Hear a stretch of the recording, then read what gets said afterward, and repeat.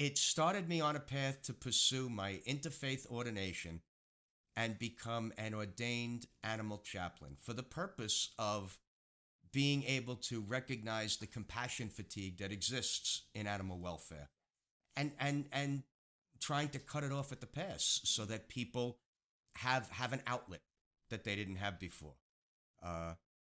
And so once I had, I did my fair amount of studying and all of this other stuff, and you don't realize how many religions there are out there until you try to pursue. Absolutely. Wow, and that's what led me to get my interfaith ordination and become an ordained animal chaplain.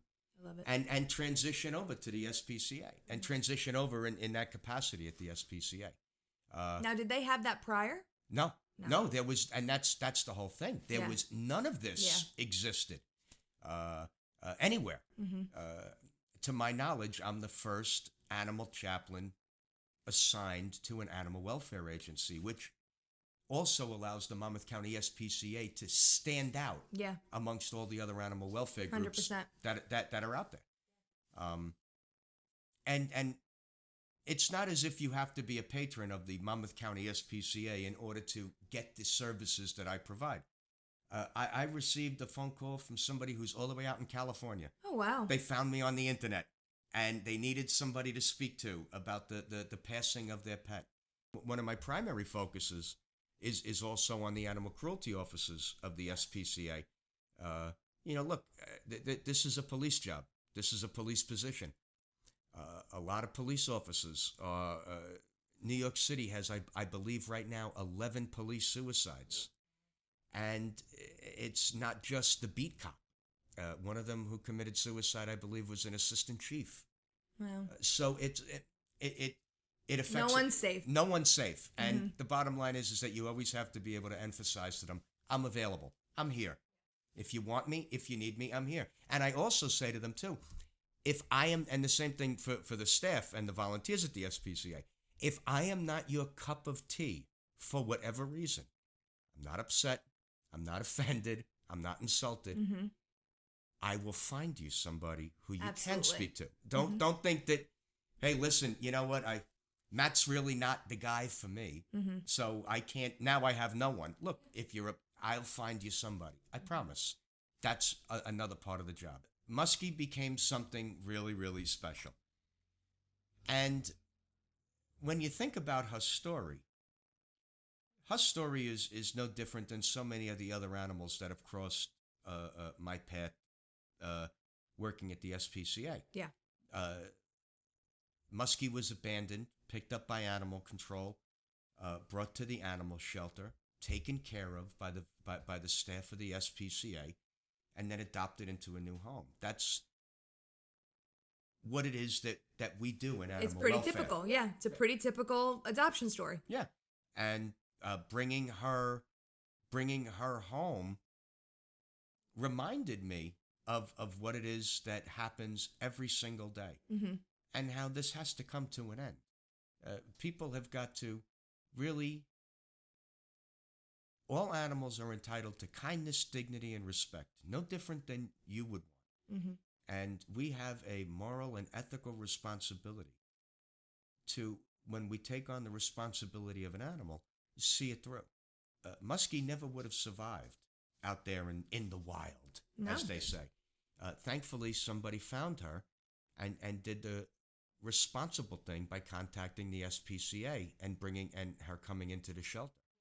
And I'm just the lucky guy who got to give her forever home. Yeah. People have contacted me. They want their copy signed. I'm sure they do, because I do. And they want it signed. They don't want it signed by me. They can care less. They want it signed by Muskie. Are you going to do little prints? Yes, I had a paw print made up. Oh, my God. So Muskie will be busy signing books. Oh, my God. And just so everybody understands, too, about this book, all of the characters in the book are from the Monmouth County SPCA. John's in the book. Yes, John is in the book. Fangirling. That's my husband. I put my wife in the book because I want to have a comfortable place to live.